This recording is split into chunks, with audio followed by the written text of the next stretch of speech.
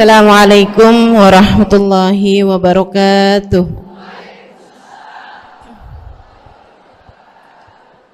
Alhamdulillah.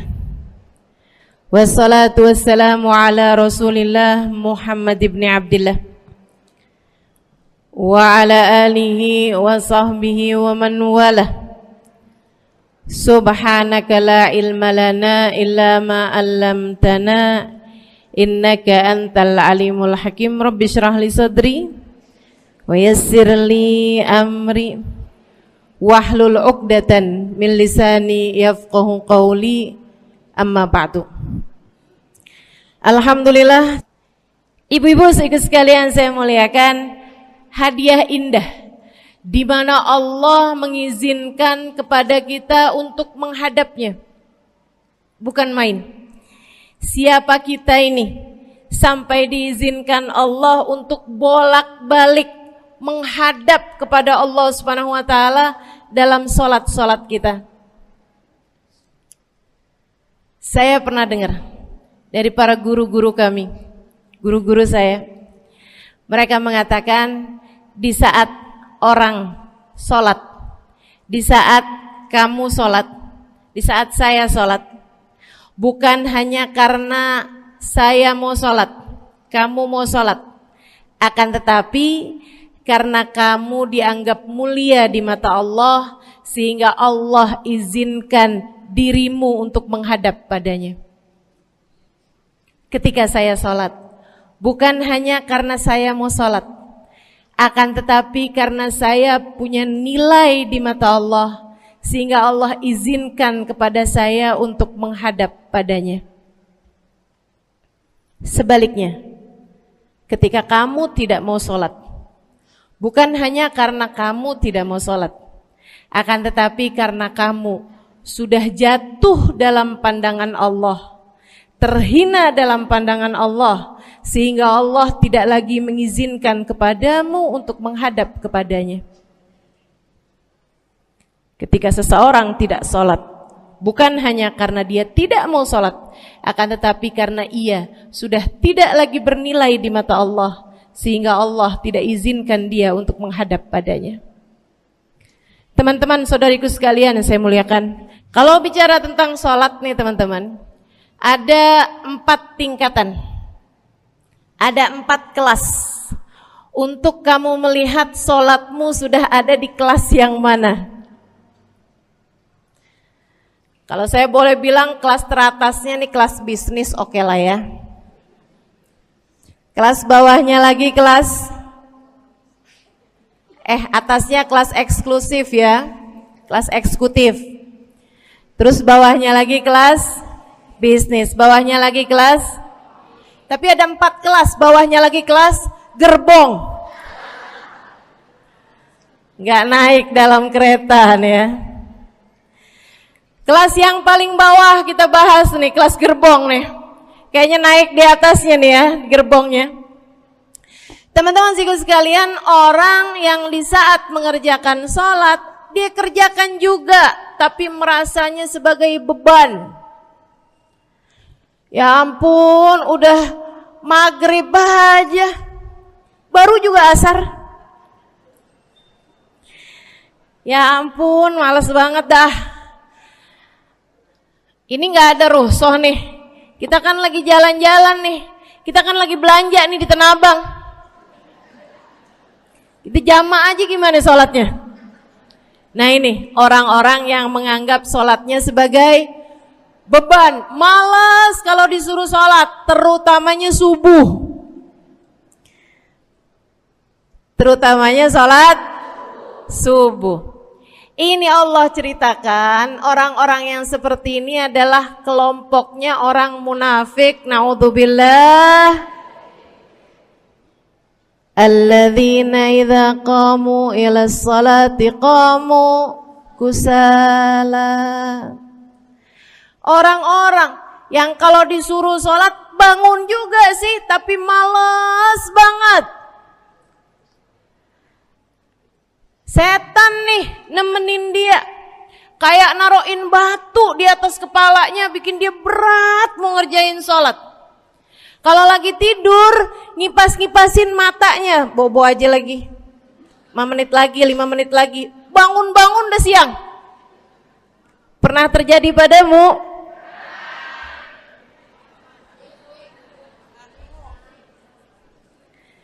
Jemur kunut. Bu, yang dijemur tuh jemuran aja, cucian aja.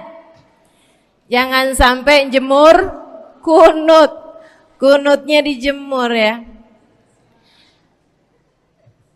Ketika ada seseorang yang disampaikan kepada Nabi Muhammad bahwasanya orang itu tidak bangun kecuali sesudah azan subuh, artinya enggak tahajud, artinya enggak bangun di sepertiga malam terakhir, bangunnya sesudah azan subuh.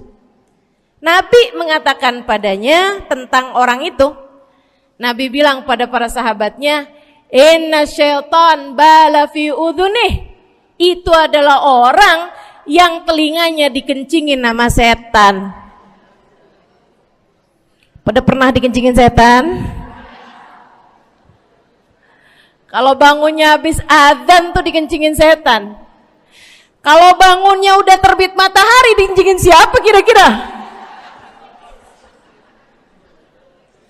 Insyaallah. Teman-teman saudariku sekalian yang saya muliakan, alladzina idza qamu ila sholati qamu kusala, malas bener kalau diajakin sholat, sampai sebagian sholatnya dikerjakan keluar dari waktunya. Yang seperti ini masuk dalam firman Allah Subhanahu wa taala, a'udzubillahi minasyaitonir rajim, fawailul lil musallin alladzina an salatihim sahun. Fawailul lil musallin alladzina hum an salatihim sahun. Celaka orang-orang yang salat. Kenapa kok orang salat celaka ya Allah? Sebab mereka an salatihim sahun, melalaikan salat mereka. Apa maksudnya melalaikan? Imam Sayyidina Ibnu Abbas dalam salah satu tafsir beliau mengatakan alladzina yuakhiruna an waqtiha au yuqaddimuha ila ghairi waqtiha. Orang-orang yang mengakhirkan sholat sampai keluar dari waktunya atau memajukannya sebelum waktunya. Mau pergi ke Tanah Abang nih, jam 11. Ntar kita ribet nih urusan sholat duhur. Dah sholatin sekarang aja. Ini orang-orang yang fawailul lil musallin. Bu, sesibuk apapun dirimu, jangan pernah ninggal sholat. Bu, lagi ngerjain perkara penting apapun kamu, jangan pernah mengakhirkan sholat. Jangan pernah mengeluarkan sholat dari waktunya. Kenapa gitu? Karena bu, sholat itu urusanmu sama Allah. Gak ada yang lebih penting daripada itu. Gak ada yang lebih penting daripada itu. Siapa yang mementingkan Allah, dia bakal dipentingin sama Allah.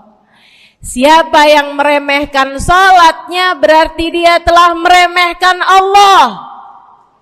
Siapa yang meremehkan Allah, dia akan diremehkan oleh Allah. Na'udzubillah min dzalik. Buat adik-adik jomblo, jangan pernah mau kawin sama orang yang gak sholat. Biarpun kamu udah nunggu cukup lama, kalau ada yang lamar kamu dan dia gak sholat, jangan mau bu. Dek, ibu-ibu juga, kalau ada yang janda di sini,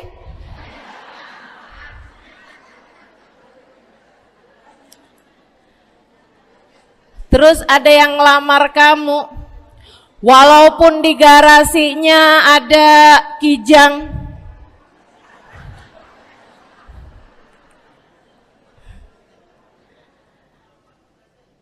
ada bebek,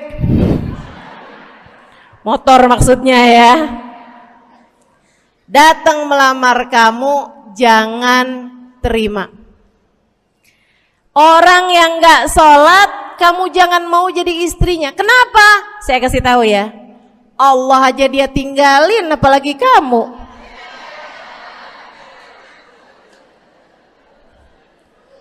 Allah aja dia tinggalin. Siapa yang tidak berguna baginya peringatan Allah, maka tidak akan berguna baginya peringatan dari siapapun. Tapi dia mencintai saya, Ustazah. Dia mencintai saya cinta mati katanya. Sekarang tungguin setahun 2 tahun, cintanya hilang, tinggal matinya. Tapi dia mencintai saya luar biasa, Ustazah. Dia tak sanggup hidup tanpa saya. Itu namanya cinta monyet. Tungguin 2 tahun, cintanya hilang, tinggal. Jangan temenan sama orang gak sholat. Dia telah jatuh di mata Allah. Maka kita pun belajar buat jadi orang-orang yang terus mendaki, terus meraih rahmatnya Allah, terus belajar buat jadi salah satu orang yang dipandang dengan rahmat oleh Allah Subhanahu wa taala. Salah satunya dengan cara kita memuliakan sholat. Kita menjaga sholat. Jagain sholatnya. Jangan masuk kelompok orang yang tadi itu sholatnya menjadi beban. Ini kelompok paling bawah nih. Naik ke kelas ekonomi. Tadi begitu ya? Kelas ekonomi, orang-orang yang sholatnya menjadi sebuah kewajiban. Dia kerjain, dia tahu itu wajib, dia gak akan tinggalin. Tapi sama halnya dengan kewajiban-kewajiban yang lain. Kita nih kalau mikirnya kewajiban, Bu, kalau gak diwajibin lagi seneng. Betul gak? Masih ada kayak beratnya gitu ngerjain sholat. Orang yang sholatnya dianggap sebagai kewajiban. Kayak anak-anak sekolah tuh, wajib pakai seragam, wajib ngerjain PR. Kalau 1 hari, besok enggak wajib pakai seragam. Ada nggak ya pakai seragam? Nggak ada.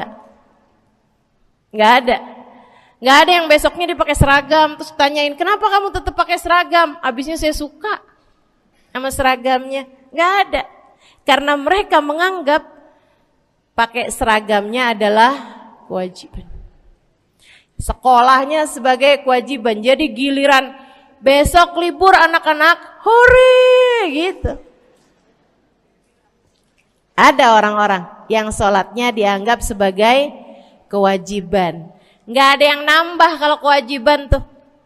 Sholat sunnah boro-boro, sholat wajib aja kalau bisa dibikin sesingkat mungkin akan dilaksanakan dengan cara yang sesingkat-singkatnya.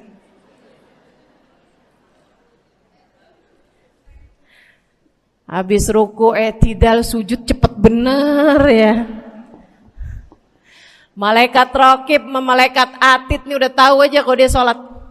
Habis ghairil maghdubi alaihim waladdallin. Malaikat atid bilang sama malaikat raqib, kulhu, catat kulhu udah pasti.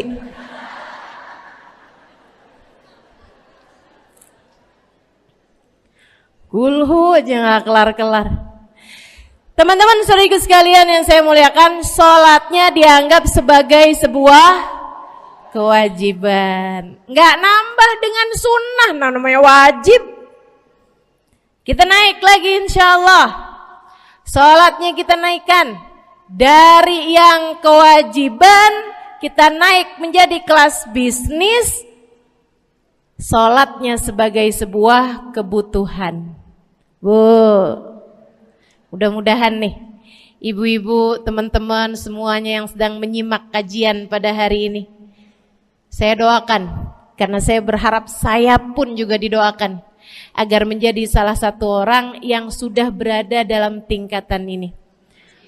Sholat kita tahu adalah kebutuhan kita. Sama kayak kebutuhan makan, Bu. Ibu kenyang nggak kalau makan nasi doang 2 piring? Kenyang. Siapa yang bilang nggak kenyang? Kalau kamu makan nasi doang sepiring, kenyang apa nggak kenyang? Kenyang. Akan tetapi pasti ibu-ibu mau nambah dah. Nambah apaan? Lauk. Nambah lauknya. Ada ikan asin, ada sayur asem. Langsung pada lapar nih. Ada sambal. Masya Allah, ada tempe goreng. Udah Bu ya, tetangga lewat kagak nyadar. Masya Allah. Teman-teman sekalian, kita nambah, bahkan udah kenyang pun kita masih cari lagi tambahan. Makanan apa nih yang bisa kita makan? Karena kita tahu makan adalah sebuah kebutuhan kita. Kita perlu sama makan. Kita butuh sama makan. Maka demikian pula dengan orang-orang yang sholatnya sudah dia tahu adalah sebagai sebuah kebutuhan. Cukup sih duhur 4 rakaat, dia nambah. Ada qobliyahnya, ada ba'diyahnya. Jam-jam 9 pagi nggak ada sholat wajib sih, tapi pengen ngemil, ya Bu ya, dengan cara kerjain sholat duha. Malam-malam abisnya isya, ampun mau tidur, ingat katanya Nabi, pesannya kepada Sayyidina Abu Hurairah, wasani habibi, kata Abu Hurairah, an utir qabla an anam. Kekasih saya Nabi besar Muhammad, kata Abu Hurairah, kasih pesan pada saya untuk jangan tidur sebelum sholat witir. Jadi habis kelar sholat isya langsung sambung sama witirnya. Dia tahu sholatnya adalah sebagai sebuah kebutuhan. Kebutuhan. Saya butuh untuk sholat karena saya butuh kepada Allah. Saya perlu sholat karena saya perlu kepada Allah. Saya perlu sholat karena saya tahu urusan saya sebesar apapun saya rasakan adalah kecil dalam pandangan Allah. Saya perlu sholat karena permasalahan dalam hidup saya yang saya rasakan sebesar gunung di atas pundak saya, di atas punggung saya, di hadapan Allah tak sampai seperti setitik debu yang mudah saja untuk dia angkatkan dari kehidupan saya. Maka kita pun menjadikan sholat sebagai sebuah kebutuhan. Lagi sakit, jangan ninggal sholat. Kenapa? Kamu menghadap kepada yang punya kesehatan. Lagi banyak utang, jangan ninggal sholat. Sama, jangan utang lagi. Karena kamu menghadap kepada pemilik segala kekuasaan, pemilik dunia dan akhirat, pemilik semua uang di atas muka bumi ini adalah Allah. Makanya Habib Ali Habsyi, penulis kitab Maulid Simtud Durar, yang tadi ibu-ibu baca maulidnya, beliau pernah bilang, Ada dalam salah satu diwan beliau. Diwan tuh syair-syair beliau itu ya. Ali idza qad marid syafahu fi'lus shalah la'alla syirru sifa fi wad'i tilkal jibah.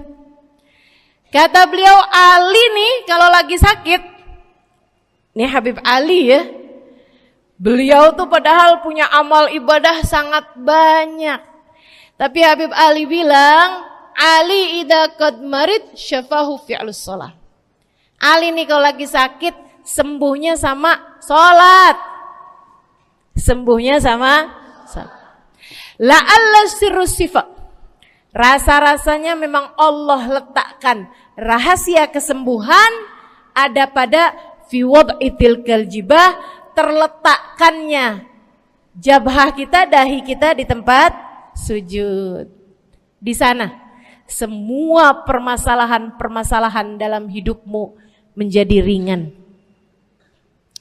Saat kamu meletakkan dahimu di tempat sujud, kamu berbisik lirih kepada Allah, akan tetapi suaramu didengar sama yang punya arsy. Akan tetapi suara bisikanmu didengar segenap malaikat-malaikat yang ada di atas langit. Kemudian mereka mendoakanmu sehingga Allah mengatakan wasjud waqtarib, sujudlah kamu. Posisi sujudmu itu waqtarib akan membuatmu menjadi dekat dengan Allah Subhanahu wa taala. Sujudlah dan mendekatlah kepadaku, kata Allah. Agrab ma yakunul 'abd min rabbih fahuwa sajid, kata Nabi Muhammad. Fa'akthiru fihi du'a faqamin an yustajabulah. Tempat terdekat seorang hamba dengan Tuhannya adalah saat dia sedang sujud. Maka perbanyaklah doa dalam sujudmu, kata Nabi Muhammad. Doamu sangat mungkin diijabah oleh Allah. Apalagi kalau doanya kamu haturkan di sepertiga malam yang terakhir. Saat-saat di mana kebanyakan manusia di sekelilingmu yang lalai berada dalam tidurnya, berada dalam alam mimpinya. Para ulama tuh sampai bilang, Bu, dari kehususannya sepertiga malam yang terakhir, orang yang ngerjain maksiat aja sepertiga malam yang terakhir tuh tidur. Ibu gak pernah tahu orang-orang pulang diskotik jam berapa? Gak tahu ya, sama. Tapi Bu, yang pasti mereka tuh sepertiga malam yang terakhir malah pada pulang, malah pada tidur gitu.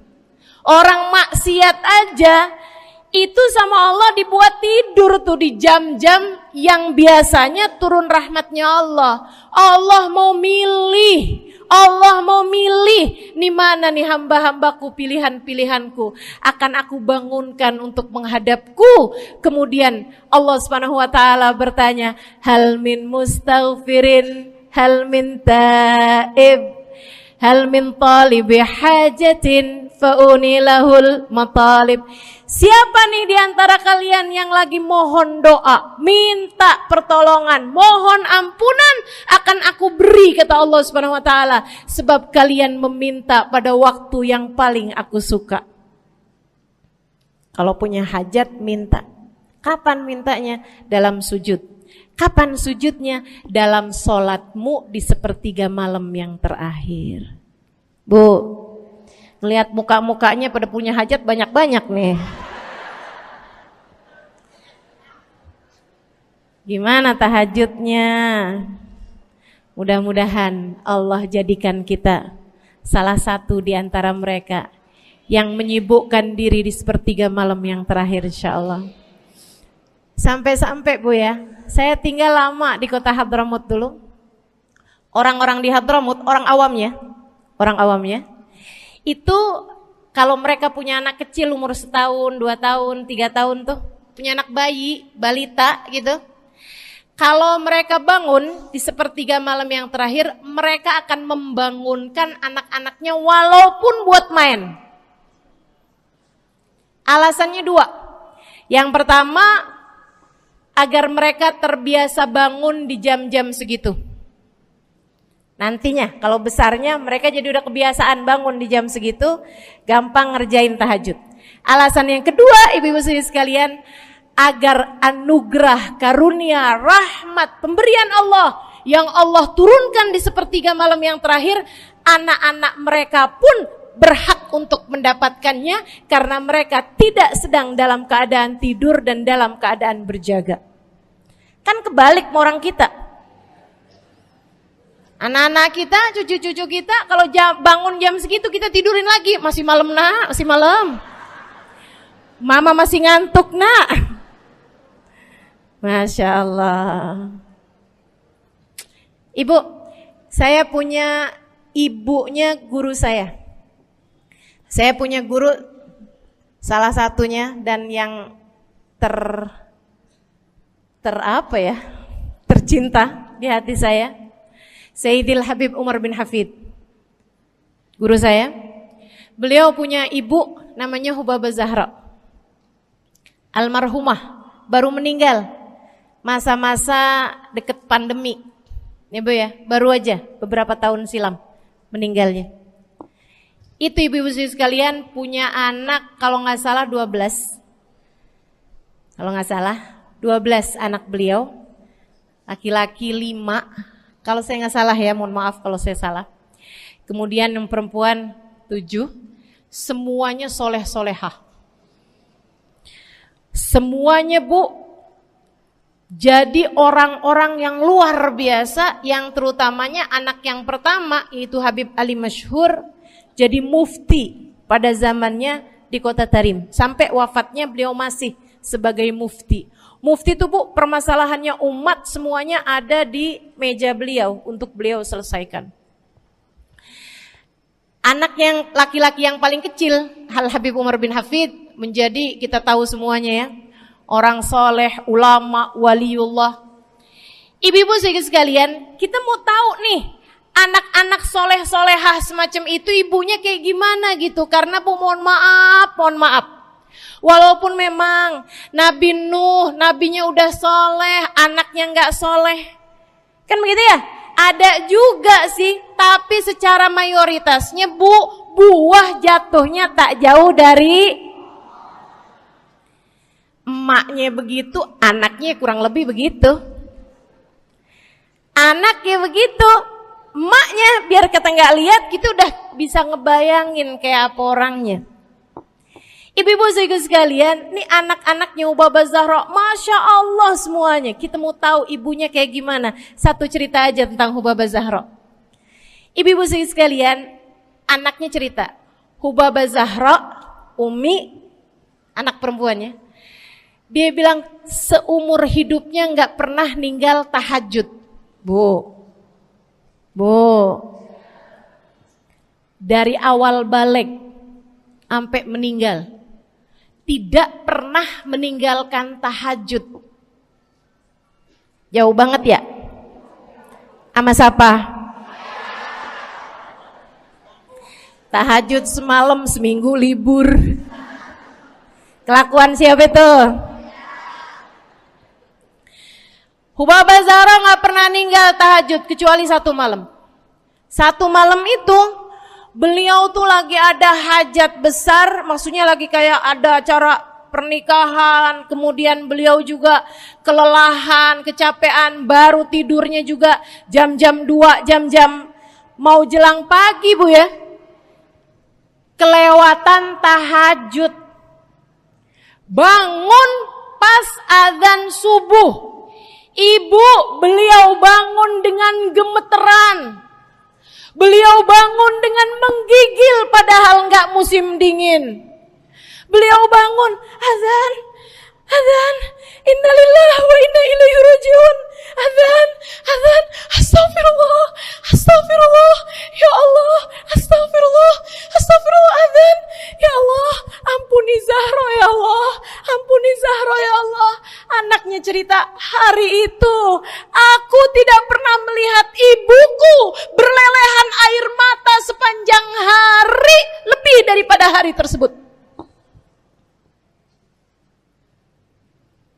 Hari itu kami melihat ada seorang perempuan berlelehan air mata beristighfar memohon ampun kepada Allah karena satu malam dalam hidupnya beliau meninggalkan tahajudnya, teman-teman. Masya Allah, Masya Allah.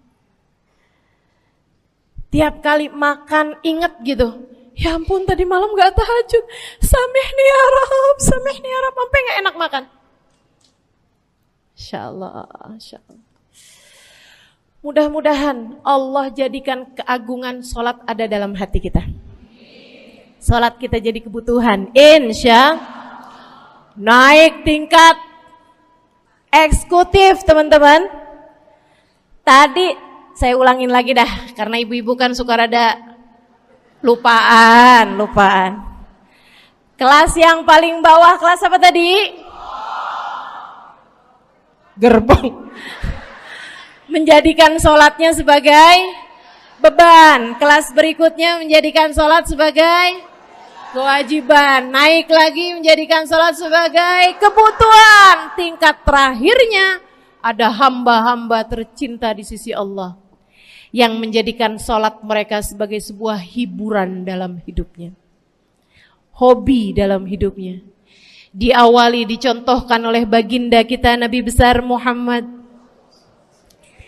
yang mengatakan dalam hadis sahihnya, wa ju'ilat qurratu aini fis shalah, wa ju'ilat qurratu aini fis shalah. Dijadikan, kata Nabi Muhammad, Allah telah menjadikan, dijadikan li untukku qurrat aini, kesenanganku dalam kehidupan, kebahagiaanku ada pada, hobiku ada pada as-shalah, salat. Nabi itu orang yang kesenangan beliau, hobi beliau adalah salat. Kana idza faza'ahu amrun aladha ila shalah. Kata para sahabat meriwayatkan, Nabi kalau lagi dengar kabar-kabar yang gak enak, segera menuju kepada sholat. Nabi kalau udah ada kabar-kabar Rasul pasukan kita terkalahkan di medan peperangan, Nabi ngelihat Bilal. Kemudian Nabi Muhammad nanya, udah dekat waktu sholat Bilal? Sebentar lagi Rasul, arihni bihaya Bilal, arihni bihaya Bilal. Yuk Bilal, sampaikan diri saya Bilal, tolong hibur diri saya Bilal. Segera azan dan kita akan sholat bersama-sama wahai Bilal. Kesenangan beliau, hobi beliau dalam sholat, dalam hidup adalah sholat. Teman-teman saya sekalian, bukan hanya Nabi Muhammad, tapi para sahabat-sahabat Nabi Muhammad, tapi para tabi'in, para tabi'it tabi'in. Saudaraku sekalian saya muliakan, Sayyidina Umar bin Khattab alaihi ridwanullah, kana idza ja'ahu hal, apabila beliau dalam keadaan hatinya lagi khusyuk, hatinya lagi nyambung banget sama Allah Subhanahu wa taala, kalau mau salat sunnah manggil orang. Beliau salat dalam masjid, ada orang mau salat sunnah, ada orang lagi baca Quran dipanggil sama beliau. Kamu saya bayar ya. Kamu duduk sebelah sini saya nih, baca Qur'annya deketan saya sini, kamu saya bayar. Buat apaan wahai Sayyidina Umar? Buat negur saya, ngingetin saya lagi sholat nih. Oh gak usah dibayar Tuan. Yaudah kalau gitu kamu duduknya sebelah sini ya.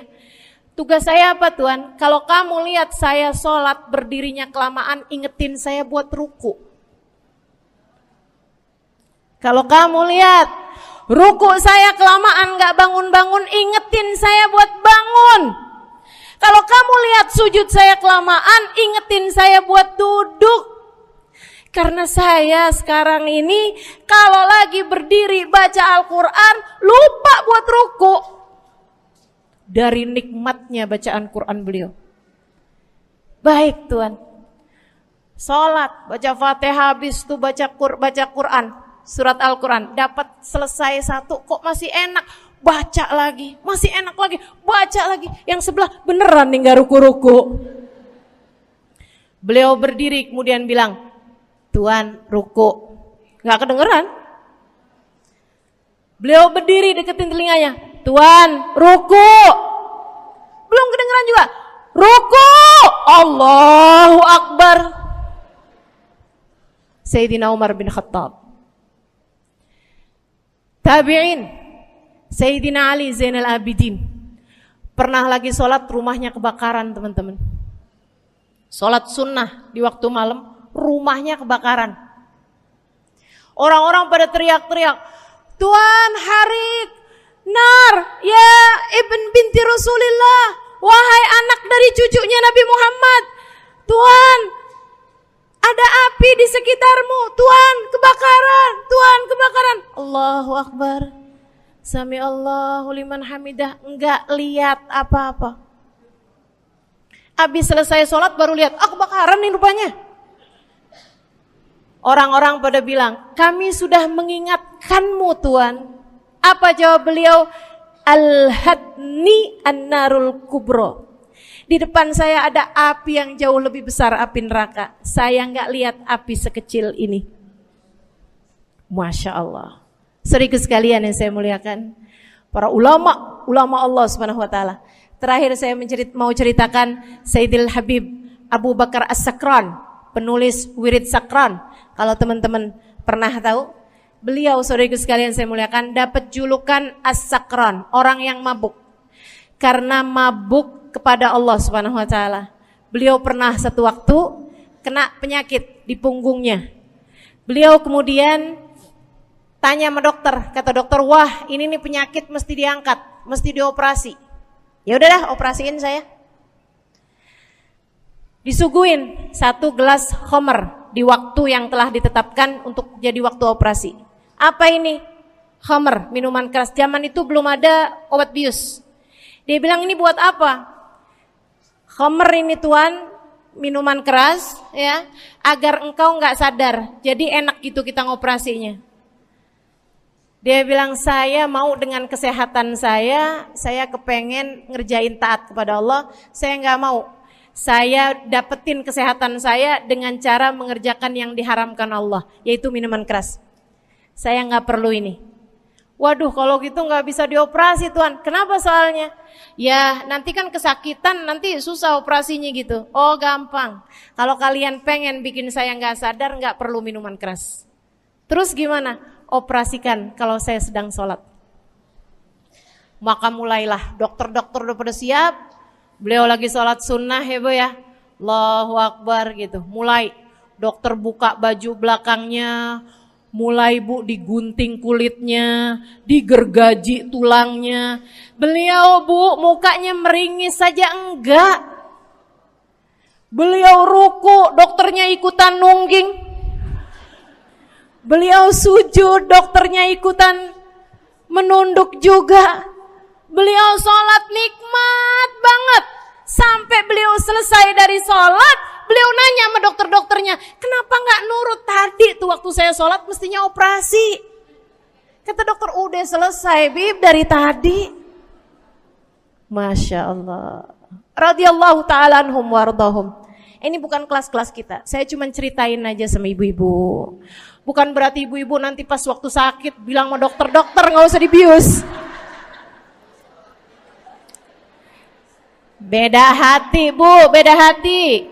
Ya Bu ya, beda iman, beda semuanya kita sama mereka. Yang pasti, makanya saya kan yang ini nggak doa nih. Pas yang kebutuhan tuh baru saya doa. Kenapa? Karena kayaknya tingkatan kita dah Bu ya. Mentok dah, sampai kebutuhan itu dah. Insya Allah, mudah-mudahan Allah jadikan kita orang yang menjaga salat insya Allah. Rabbi jalni muqimas salah wa min dzurriyyati amin. Rabbi jalni muqimas salah wa min dzurriyyati amin. Rabbi jalna muqimis salah wa min dzurriyyatina rabbana wa taqabbal du'a. Ala hadhihi niyyah bikun niyyah salihah ila hadratin nabi al-fatihah. Syaitan rajim. Bismillahirrahmanirrahim. Alhamdulillahirabbil alamin. Ar-Rahmanir-Rahim. Maliki yaumiddin. Iyyaka na'budu wa iyyaka nasta'in. Ihdinas siratal mustaqim, siratal ladzina an'amta 'alaihim, ghairil maghdubi 'alaihim waladdallin. Amin. Taqabbalallahu minna wa minkum, taqabbal ya karim. Sama-sama kita hormati, kita sayangi segenap keluarga besar dari Majelis Ta'lim Raudhatul Aliyah di bawah pimpinan Ibu Ayu Komaladewi Kita doakan semoga beliau beserta segenap keluarganya senantiasa dalam limpahan rahmat ridha Allah Subhanahu wa taala. Juga kita doakan Ustazah Nabilah Al-Haddad sebagai pengasuh di majelis ta'lim ini, sebagai pimpinan di majelis ta'lim ini, Bu Ayu dan Ustazah Nabilah sekeluarga semuanya insyaallah senantiasa dalam pandangan kasih sayang Allah SWT. Panjangkan umurnya, disehatkan badannya, dimudahkan urusannya, kabulkan hajatnya, semakin dicinta Allah SWT dan Rasulnya. Para ustadzah, para hubabah, para syarifah, para pimpinan pondok pesantren, para pimpinan majelis ta'lim, yang mudah-mudahan semuanya dalam limpahan rahmat ridha Allah SWT, serta tentu saja semua yang hadir di majelis ini, baik ibu-ibu, kakak-kakak, adik-adik, anak-anak, yang mudah-mudahan semuanya dirahmati Allah, disayang Allah, dibahagiakan Allah, diistiqomahkan jalannya menuju ridha Allah Subhanahu wa taala, insyaallah diistiqomahkan jalannya menuju surga Allah Subhanahu wa taala. Amin ya rabbal alamin. Qul amantu billah thumma istaqim, kata Nabi Muhammad sallallahu alaihi wasallam kepada seorang pemuda yang meminta nasihat, ya Rasulullah ausini, wahai Rasul tolong nasihati aku. Kita kalau ketemu orang mulia jangan minta duit, Bu. Kita kalau datang ketemu sama orang-orang yang kita tahu doanya mustajab, sangat soleh, hidupnya baik, apalagi jika dia adalah kekasih-kekasih Allah Subhanahu wa taala. Kamu kalau berjumpa dengan ulama, jangan minta sesuatu yang duniawi. Tirulah para sahabat ketika berjumpa dengan Nabi Muhammad. Biasanya mereka meminta satu dari dua hal. Yang pertama, mereka minta doa. Ida'ili ya Rasulullah, doakan aku wahai Rasul. Ibu juga gitu. Kalau ketemu sama ulama, ketemu orang soleh, ketemu kiai, ketemu habib yang kita tahu doanya mustajab, bertemu hubabah, mintalah doa. Tapi jangan hanya sekedar urusan doa duniawi, Bu. Doa duniawi itu yang gimana, Ustazah? Doa yang kalau diijabah nggak akan manfaat begitu kamu masuk dalam alam kubur. Itu namanya doa duniawi.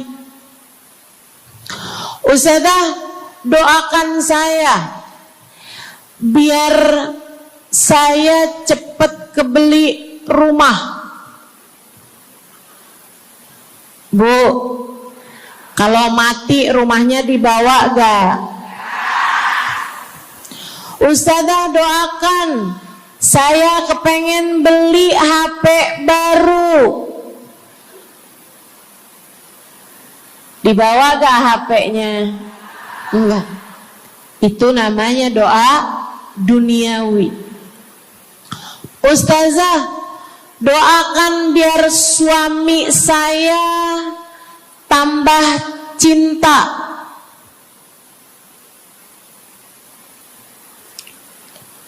Kalau mati suaminya dibawa gak Bu? Walaupun kamu mau, dia gak bakalan mau Bu. Sesuatu yang sifatnya duniawi. Ustazah, doakan biar anak saya soleh. Duniawi apa bukan? Bukan.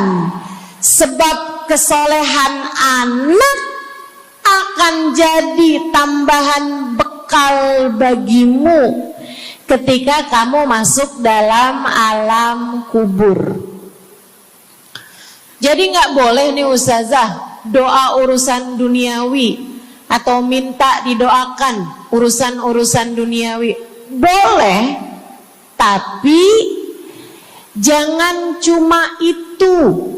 Nanti takutnya kamu nyesel. Kalau selama di dunia kamu doanya hanya untuk urusan dunia, takutnya begitu masuk dalam kuburan sudah tidak ada lagi doa yang akan Allah ijabah untukmu ketika kamu ada dalam alam kubur nanti. Sayang-sayang. Jadi kalau doa, prioritaskan urusan akhirat. Insya saya berasa banget jadi orang yang sering dimintain doa sekaligus juga sering minta doa. Saya kalau ketemu orang saleh, ketemu habaib, ketemu hubabah, saya akan minta doa, nggak pernah minta duit saya. Ida'ili ya hubabah, ida'ili ya habib. Serius sekalian, sebagai orang yang sering juga dimintain doa, Ustazah doakan saya. Banyak tuh. Saya merasakan perbedaannya saat saya ada di Tarim sama ketika saya sudah pulang dan kembali ke negeri ini. Waktu saya di Tarim, orang kalau minta doa sama saya, usik berdoa, tolong ya doain saya. Saya suka tanya, doa apa? Selalu aja, hampir semuanya mengatakan hal yang sama. Ida'ili bihusnil khatimah. Doakan saya biar husnul khatimah. Begitu nyampe ke Indonesia, kalau ada orang bilang Ustazah doain saya, biasanya lanjut tuh doanya, minta apa langsung dibilang, nggak pakai tanya. Ustazah doain saya biar utang cepat lunas. Ustazah doain saya biar cepat dapat jodoh. Ustazah doain saya biar jadi orang kaya. Ustazah doain saya biar suami nggak mendua. Ya Allah, ternyata kebanyakan orang kita kalau minta doa seringnya urusan duniawi.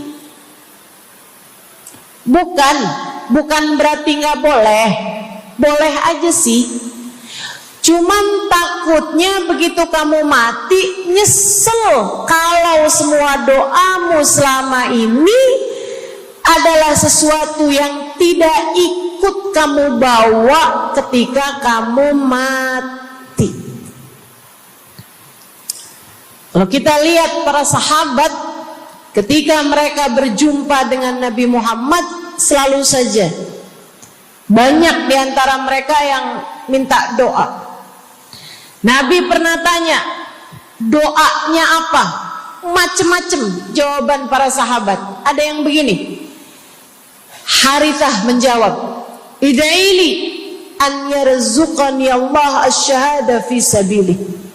Rasul, doakan saya biar saya dikaruniai mati syahid di jalan Allah.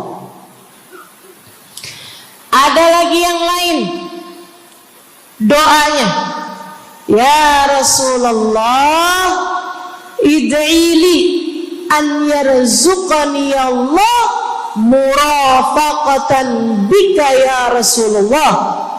Doakan biar saya nanti di masa sesudah kematian saya, di masa akhirat nanti, bisa mendampingimu wahai Rasulullah, bisa berjumpa denganmu wahai Rasul, bisa ada dalam rombonganmu wahai Rasulullah. Doa-doa yang sangat ukhrawi, doa-doa yang sangat akhirat, karena mereka sudah faham tujuan hidup sesungguhnya adalah mencari ridha Allah Subhanahu wa ta'ala. Tujuan hidup sesungguhnya adalah bergerak menuju surga Allah Subhanahu wa ta'ala. Tujuan hidup sesungguhnya adalah berpulang kepada Allah dalam keadaan Allah ridha kepada kita. Sahabat, minta didoakan, ama yang kedua minta nasihat. Kita juga nyontoh, kalau ketemu orang soleh, kalau ketemu ulama, kalau ketemu habaib, ketemu kiai, ketemu bunyai, ketemu hubabah, ketemu ustadzah, ketemu ustad, minta nasihat. Selain daripada minta doa, mintalah nasihat. Hal ini dicontohkan oleh para sahabat kepada Nabi Muhammad. Datang seorang pemuda berjumpa Nabi Muhammad sallallahu alaihi wasallam. Kemudian bertanya, ya Rasulullah, ausini, wahai Rasulullah, berikanlah nasihat kepadaku ini. Nabi Muhammad tersenyum, senang, bangga, karena mengerti bahwa umatnya faham apa yang harus diminta dari nabinya. Nabi berkata kepadanya, qul amantu billah thumma istaqim. Kata Nabi Muhammad, ucapkanlah, aku beriman kepada Allah, kemudian istiqomahlah kamu di jalan Allah. Nasihat Nabi Muhammad buat pemuda tersebut, nasihat Nabi Muhammad buat pemuda-pemuda umatnya sepanjang zaman. Nasihat Nabi Muhammad buat umatnya, baik yang muda maupun yang tua, baik laki-laki maupun perempuan, baik yang pintar maupun yang kurang pintar. Semua umatnya dinasehati sama Nabi Muhammad. Karenanya akan saya sampaikan hal ini kepadamu hari ini. Quli, ucapkanlah, amantu billah, aku beriman kepada Allah. Tsumastaqimi, kemudian istiqomahlah kamu, wahai saudariku, di jalan Allah. Katakanlah, aku beriman kepada Allah. Kemudian istiqomahlah. Istiqomahlah. Nasihat yang sangat indah dari baginda kita Nabi besar Muhammad, yang Allah karuniakan kepadanya jawami'al kalim, dapat selalu berbicara dengan kata-kata yang ringkas tapi padat.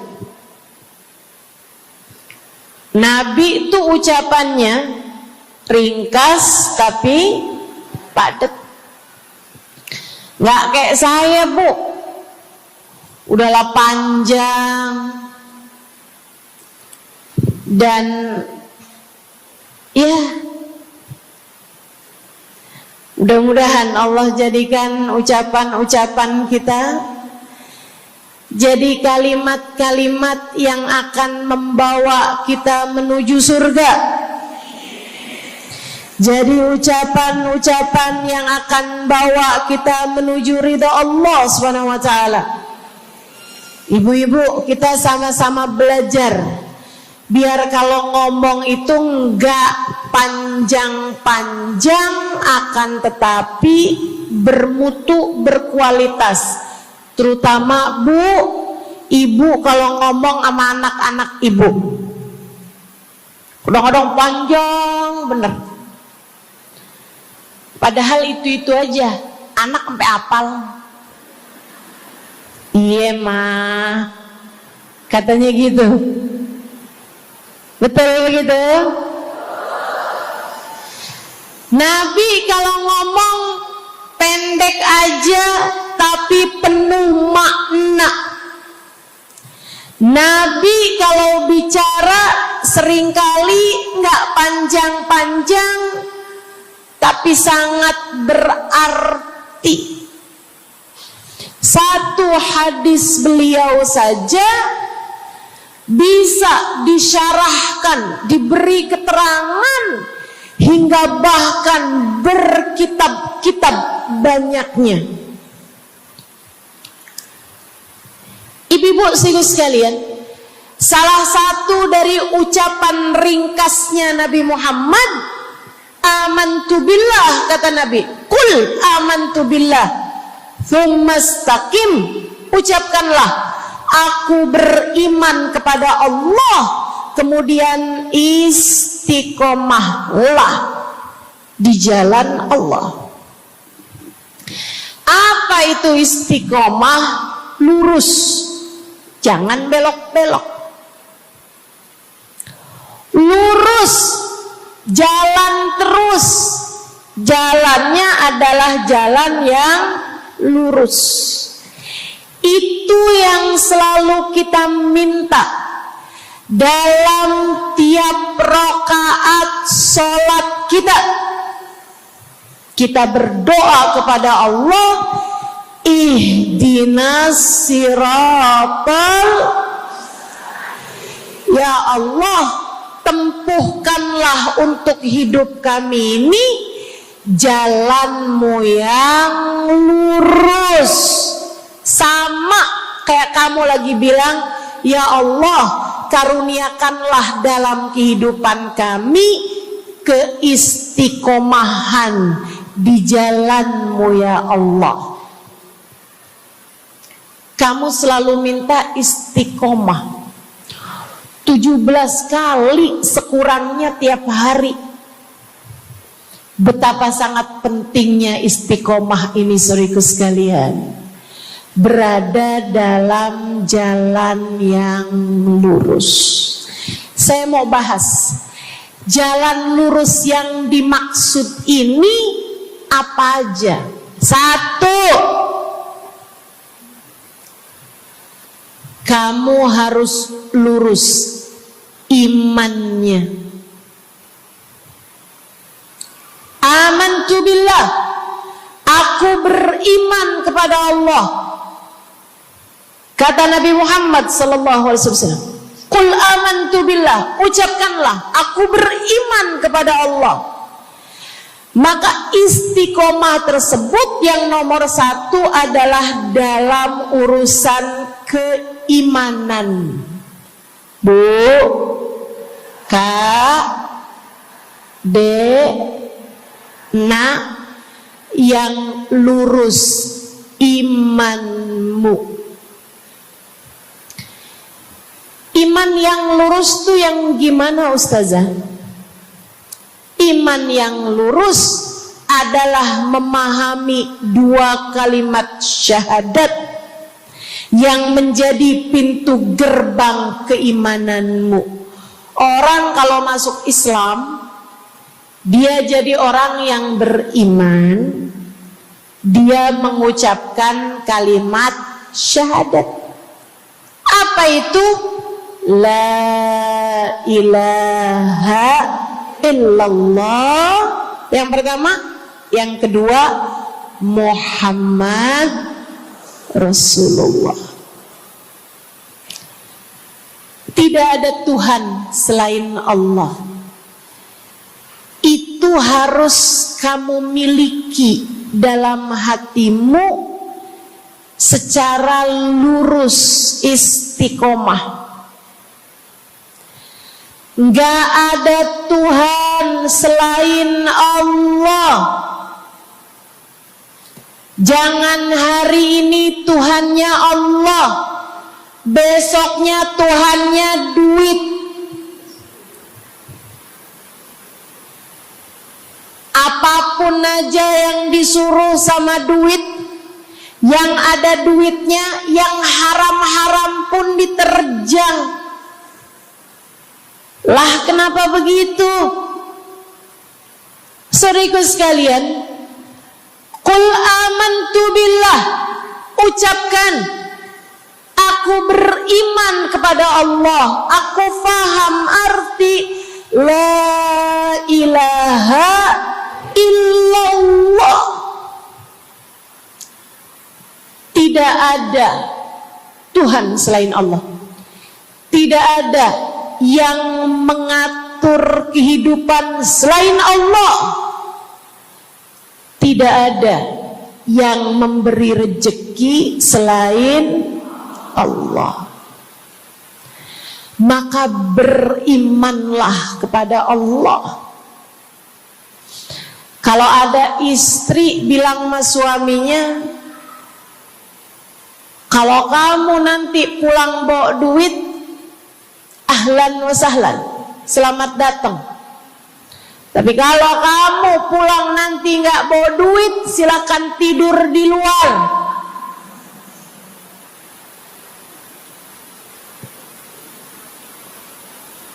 Kamu sepertinya kurang beriman. Kamu lupa bahwa pemberi rezeki bukan suamimu, melainkan yang ngasih rezeki itu cuma 1, Bu. Namanya bukan pekerjaan, bukan atasan, bukan pemerintah. Yang ngasih rezeki cuma Allah Subhanahu wa ta'ala. Maka berimanlah atas hal itu. Jangan nyalahin si ini, nyalahin si itu. Imanmu benerin. Imanmu benerin. Banyak orang saya liatin itu suka pada repot urusan rezeki. Banyak banget. Di dunia ini nih banyak yang suka repot urusan rezeki. ngejar dunia abis-abisan, ngejar duit segala macam cara, sampai omongannya nggak jadi omongan orang beriman. Waktu dibilangin jangan nyari rejeki yang haram, cari rejeki yang halal. Jangan berani ngambil yang bukan hakmu.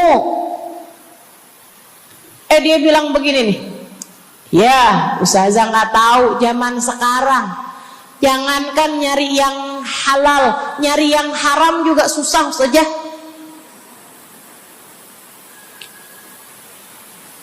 Itu omongan orang nggak beriman. Kamu mesti ngerti dulu, kalau yang kamu minta adalah urusan rezeki, dengerin. Kalau yang kamu minta urusan rezeki, kamu harus datang kepada alamatnya. Yang sering kali membuat kamu setengah mati urusan rezekimu, sampai mau-maunya menghinakan diri, minta-minta sama orang, berharap dari orang. Seorang ibu berharap dari anaknya, seorang istri berharap dari suaminya. Saudariku sekalian, yang sering kali membuat kamu tersiksa urusan rezeki adalah karena kamu salah alamat. Kamu salah alamat. Kamu sedang tersesat jalan. Kamu sedang salah arah. Makanya jadinya kemana-mana kamu nggak nemu. Orang alamatnya aja salah. Ini kalau kamu mau ke Kubah Mas, tapi kamu perginya ke Taman Mini, nyampe apa nggak nyampe? Dapat apa enggak majelisnya? Nggak dapat. Kenapa? Salah alamat. Yang dicari Kubah Mas, kamu perginya ke Keong Mas. Nggak nyampe, nggak dapat. Saya kasih tahu padamu, alamat rezekimu ada pada Allah. Alamat rezekimu ada pada Allah. Alamat rezekimu ada pada Allah. Maka berimanlah kepadanya, fahamilah arti la ilaha illallah. Tidak ada Tuhan kecuali Allah. Gak ada yang ngasih rezeki selain kamu. Lagi sakit, kamu mau nyari obat, saya kasih tahu alamat obatmu.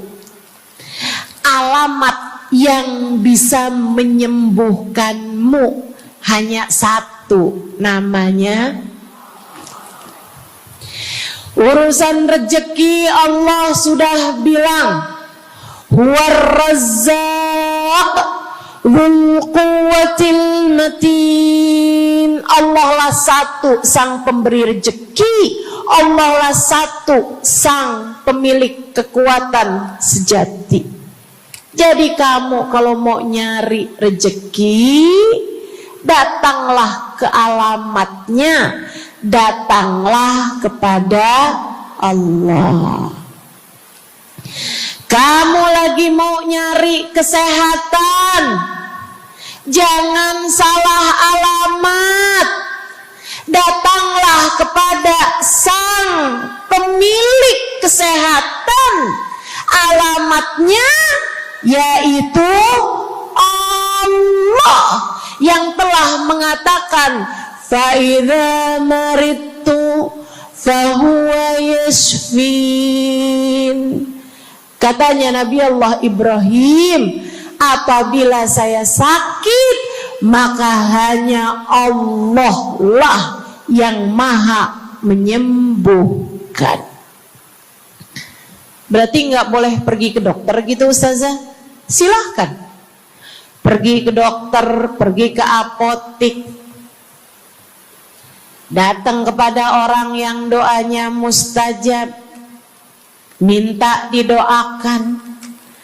Tapi semua hanyalah sebab, semua hanyalah wasilah. Sang penyembuh sejati adalah Allah. Saudariku sekalian yang saya muliakan,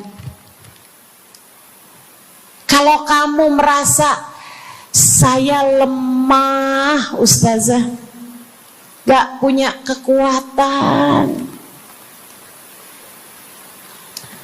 kalau kamu merasa saya bodoh Ustazah, saya tidak mengerti di mana alamat ilmu, di mana alamat pengetahuan.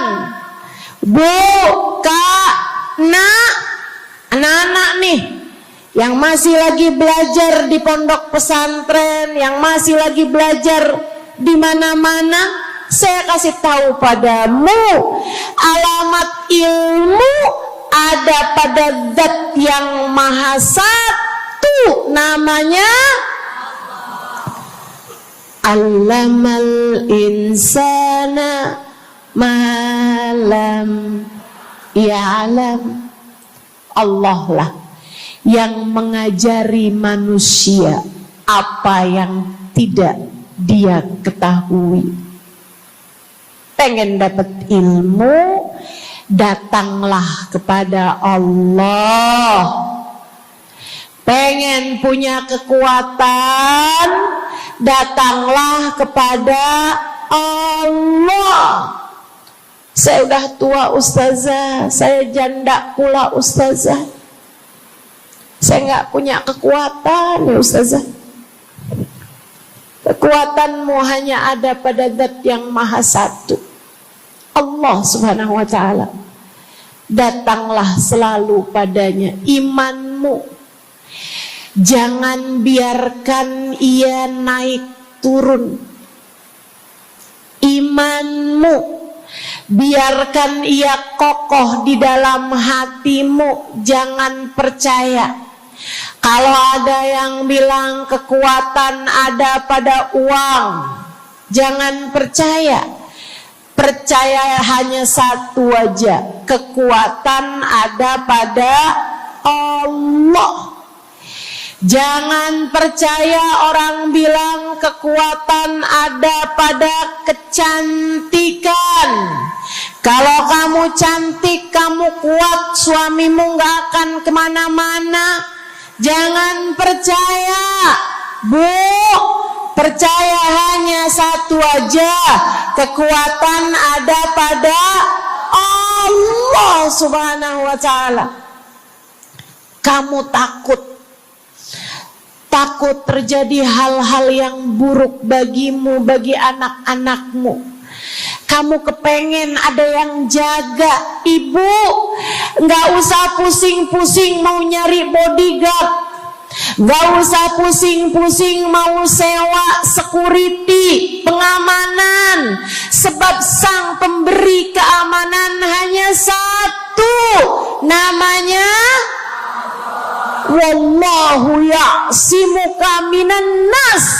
Hanya Allah satu yang dapat menjagamu dari kejahatan manusia. Qul a'udzu birabbin nas. Katakanlah, aku berlindung kepada sang penjaga manusia, sang pemelihara manusia, sang pengasuh manusia. Allah Subhanahu wa ta'ala. Berimanlah padanya, istiqomahlah. Bu, gak ada yang bisa bikin orang meninggal selain Allah. Gak ada. Tapi dia ditabrak orang, Ustazah. Kalau gak ditabrak dia gak bakalan mati. Kamu kebalik. Justru karena dia harus mati, Allah jadikan dia ditabrak. Jelas? Ini imannya mesti yang benar nih. Jangan kamu kira ini ada dokter malpraktek sehingga dia kemudian meninggal dunia. Jangan kamu kira karena salah minum obat dia mati. Bukan, ibu-ibu sekalian, justru karena dia harus mati, karenanya kemudian ketemu sama dokter yang malpraktek lah, ketemu sama obat yang salah lah. Itu hanya sebab kematiannya itu sendiri. Allah udah bilang, idza jaa ajaluhum la yastakhiruna sa'atan wa la yastaqdimun. Apabila datang ajal seseorang, enggak ada siapapun yang bisa memajukan barang semenit pun, enggak ada yang bisa memundurkan meski sesaat sekalipun. Enggak ada. Emang udah kepastiannya. Waktunya mati ya mati, Bu. Gak ada yang bisa menghidupkan, sekaligus tidak ada yang bisa mematikan selain Allah. Itu artinya istiqomah dalam iman. Tapi tunggu dulu, sebelum saya lanjutkan istiqomah yang lain. Selain beriman kepada Allah, kamu juga harus beriman kepada Nabi Muhammad. Kamu harus beriman kepada Nabi Muhammad. Beriman bahwa beliau adalah, a'udzubillahi minasyaitonirrajim, qul innama ana basyarum mithlukum yuha ilayya. Dua-duanya harus seimbang. Innama ana basyarum mithlukum, tapi juga yuha ilayya. Katakanlah wahai Nabi Muhammad, aku adalah seorang manusia seperti kalian. Saya punya badan, saya punya perasaan. Kalau nggak makan-makan saya lapar. Kalau habis makan nggak minum saya haus. Kalau beberapa hari saya nggak tidur, saya ngantuk. Qul innama ana basyarun.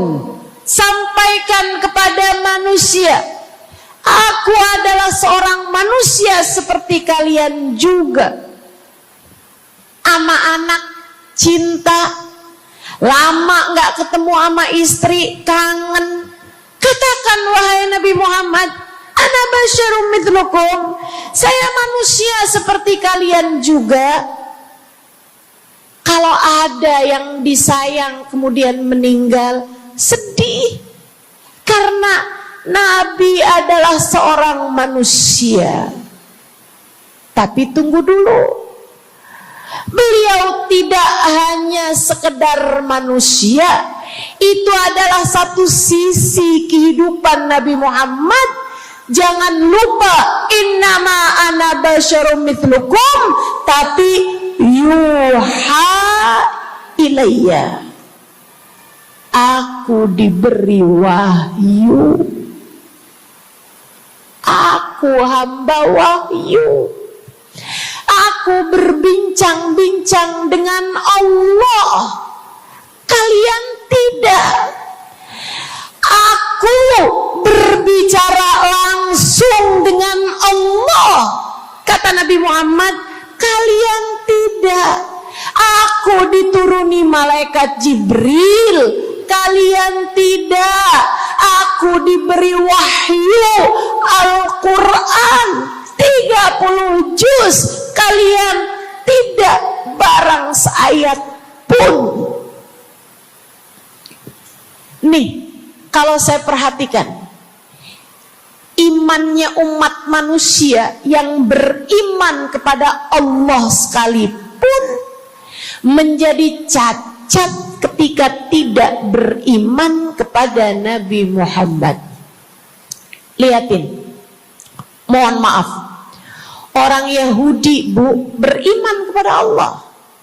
Kamu kalau nanya sama orang Yahudi, Tuhanmu siapa? Allah. Tapi mereka enggak beriman kepada Nabi Muhammad.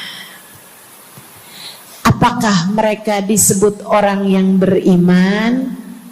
Tidak. Orang Nasrani, apakah mereka beriman kepada Allah? Iya. Tapi apakah mereka beriman kepada Nabi Muhammad? Tidak. Apakah mereka beriman? Tidak. Bahkan umat Islam ada yang mempercayai sesudah Nabi Muhammad ada nabi yang lain, namanya Mirza Ghulam Ahmad, sehingga mereka menyebut agama mereka Islam, tapi agama Islamnya pakai ada kelanjutannya, Islam Ahmadiyah. Apakah mereka beriman? Tidak. Sebab syarat iman selain la ilaha illallah juga ada Muhammad Rasulullah. Bahkan, Bu, ada banyak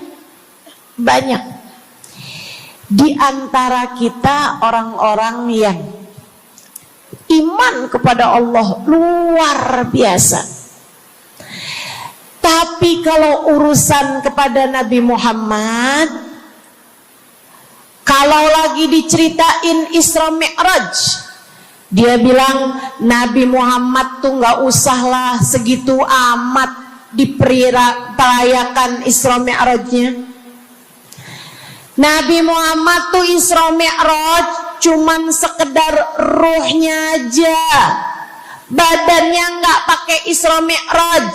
Jadi Nabi itu orang ngelihatnya kayak tidur aja, ruhnya aja yang melayang-layang. Isra Mi'raj bener, tapi ruhnya aja, badannya nggak pakai pergi. Jadi kalian nggak usah berlebih-lebihan sama Isra Mi'raj. Oh, kenapa gitu? Kamu gak percaya sama Isra Mi'raj, sama badan-badannya Nabi sekalian, kamu gak percaya. Kenapa? Ya karena itu gak masuk akal. Manusia kan gak bisa kayak gitu. Nabi Muhammad kan manusia.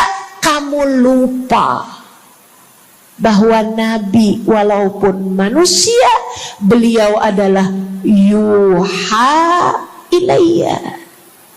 Beliau adalah hamba wahyu. Ketika diceritakan tentang mukjizatnya Nabi Muhammad yang bisa memperbanyak makanan, bahkan ada ghazal, ada rusa yang berbicara dengan Nabi Muhammad, ada unta yang sujud kepada Nabi Muhammad, ada pohon yang datang kepada Nabi Muhammad dengan mencabut akarnya, kemudian berjalan dengan akarnya menuju Nabi Muhammad. Ketika dipanggil, kemudian sujud pohon tersebut kepada Nabi Muhammad sallallahu alaihi wasallam dan bertanya, "Mengapa engkau memanggilku wahai Nabi?" Dia nggak percaya, nggak masuk di akal. Itu hanyalah dongeng. Kita bilang tapi hadisnya sahih, riwayatnya Ibnu Mas'ud yang menceritakan hal itu, hingga bahkan Sahibul Burda menuliskannya. Katanya Sahibul Burda Imamul Busiri, ja'at lidakwatihil asjaru sajidatan tamshi ilaihi ala saqin bila qadami. Datang ketika dipanggil sama Nabi Muhammad pepohonan. Mereka datang dengan, mereka berjalan dengan akar-akar mereka, kemudian sujud di hadapan Nabi Muhammad. Ini tentang iman. Mereka nggak percaya. Mereka ngakunya paling beriman. Mereka ngakunya paling lurus imannya. Tapi kenapa kalau mengenai Nabi Muhammad kamu menjadi timpang? Ketika melihat orang ramai-ramai bersolawat kepada Nabi Muhammad, mereka kegerahan. Ketika melihat orang-orang ramai datang ke majelis-majelis maulid, merayakan, bergembira atas lahirnya Nabi Muhammad, mereka kegerahan sampai mereka bikin GAM. Apaan tuh? Gerakan anti maulid. Oh, ada lagi mereka menyebut diri mereka GAS. Apaan tuh? Saya tanya. Gerakan anti solawat lah. Kenapa kamu kegerahan sama Nabi Muhammad? Hah? Kenapa kamu ngerasa kayak takut banget umat begitu cinta sama Nabi Muhammad? Ada apa denganmu? Kamu lupa Nabi Muhammad memang manusia, tapi qul innama ana basyarum mithlukum yuha ilayya. Jangan pernah pisahkan Nabi, meskipun beliau seorang manusia seperti kita, tapi beliau adalah hamba wahyu. Beliau adalah hamba wahyu. Kamu gerah banget orang bersolawat sama Nabi Muhammad. Ada masalah apa sama kamu? Kamu gerah banget orang baca maulid Nabi Muhammad. Bahkan ada orang-orang yang ngaku paling Islam, tapi gerah banget ngelihat orang berziarah ke makam Nabi Muhammad. Ada masalah apa sama kamu? Yang bermasalah bukan kami umat Nabi Muhammad. Yang bermasalah adalah imanmu. Sebab ketika kita diminta beriman kepada Nabi Muhammad, jangan hanya fokus kepada kemanusiaan Nabi Muhammad, fokuslah pula kepada beliau sebagai hamba wahyu. Saudaraku sekalian yang saya muliakan, istiqomah dalam iman. Beriman kepada Allah, beriman kepada Rasulullah. Cinta kepada Allah, cinta kepada Rasulullah. Cinta kepada Rasulullah, cinta kepada keluarga Rasulullah, cinta kepada sahabat Rasulullah, dan istiqomahlah dalam cinta tersebut.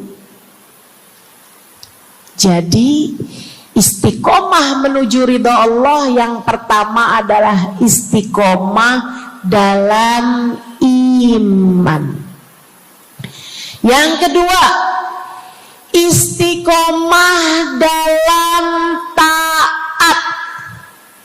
Bu, Kak, istiqomah dalam taat. Kamu disuruh sholat,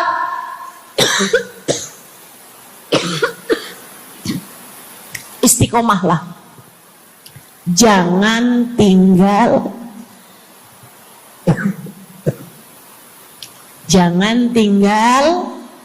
sholat.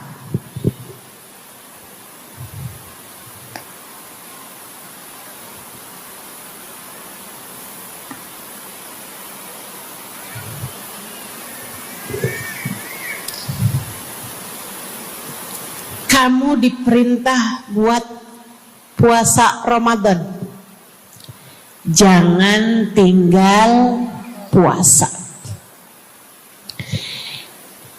Yang kemarin puasanya bolong karena menstruasi, karena haid,